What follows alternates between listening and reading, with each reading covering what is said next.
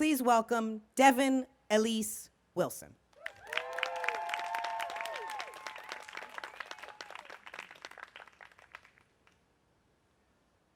New York City, New Year's Eve. 2020 is going to be a great year.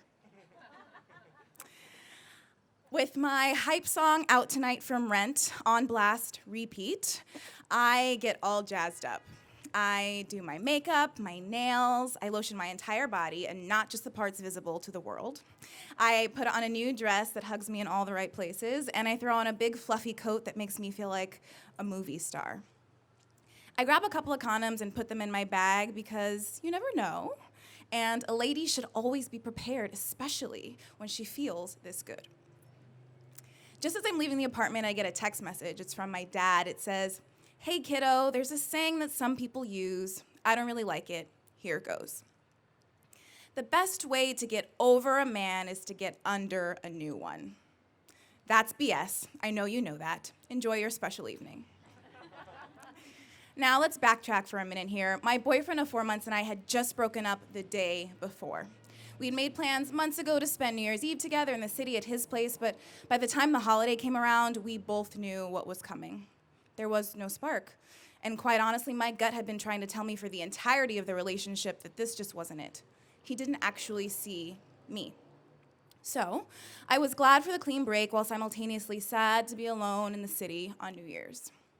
When I realized I could ring it in from my happy place, Marie's crisis, I knew I was ready for a fresh start. But how could my dad sense my energy from across the country, though? I laughed to myself as me and my Happy New Year headband and my condoms left the house. Marie's Crisis is a musical theater, sing-along, show tune, piano bar in the West Village, and there is no place like it. It's easy to make friends when you're all singing Defying Gravity, Circle of Life, and Seasons of Love at the top of your lungs. There was one woman in particular who I'd seen there before. She had the voice of a Broadway star. After singing a few songs with each other, she pulled me into her group, and we all sang and drank together. A couple hours in, they started talking about kisses at midnight. She turned to me and said she was kissing a couple other people, but she'd like to kiss me too. I'd never kissed a woman before. I'd always been open to it, but the opportunity had never presented itself so organically. So midnight comes around. 5, 4, 3, 2, 1, Happy New Year! No kiss for Devin. 12:05, still no kiss. She's busy celebrating with her friends, and I'm not the type to tap her on the shoulder like, "Hi, remember me?" So after some high fives and Happy New Year wishes with the random musical theater lovers around me, I, slightly disappointed, just keep singing. About 12:15, she turns to me and we lock eyes. And I don't think either of us were expecting that kind of kiss.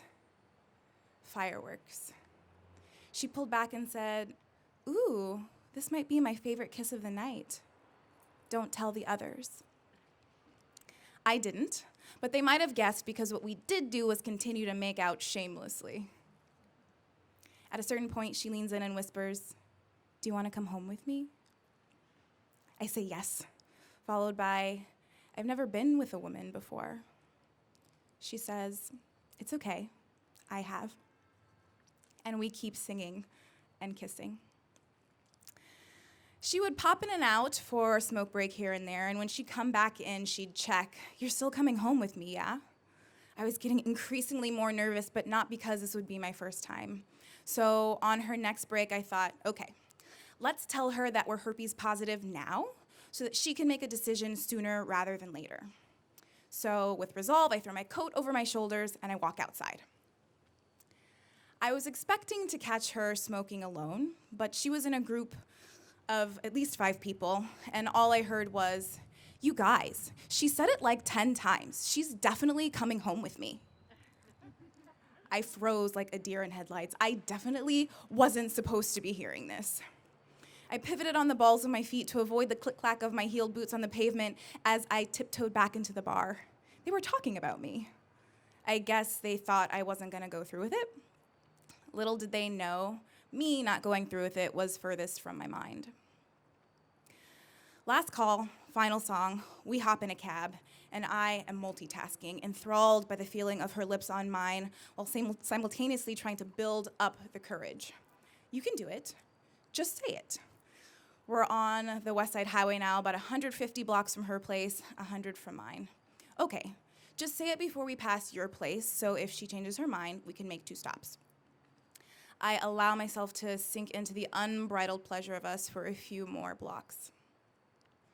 Just as I'm coming to the peak of my internal pep talk, she turns to me and says, "I should have said something sooner, but..." My heart is racing. "Are you allergic to cats?" I respond no with a giggle, and she laughs too. She has unknowingly given me the perfect in. I take a breath and say, "Speaking of things we should have mentioned sooner," and I tell her. I tell her that I'm herpes positive, and this is how it manifests in my body, this is how I manage it, and this is what it means for us tonight. As I wait for her response, I'm proud of me for allowing myself to live fully despite fear. She thanks me for my honesty and says, "This is worth the risk." And then we talk about her sexual health history too. Finally able to fully relax into us, into our chemistry, our heat, I feel seen in a way that I haven't in a long while. Walking to the train the next morning, with Out Tonight still blasting on repeat in my headphones, I can't help but grin as I reminisce about the night before. What a way to ring in the new year. I will save you the play-by-play, but let's just say I definitely didn't spend that night under a man.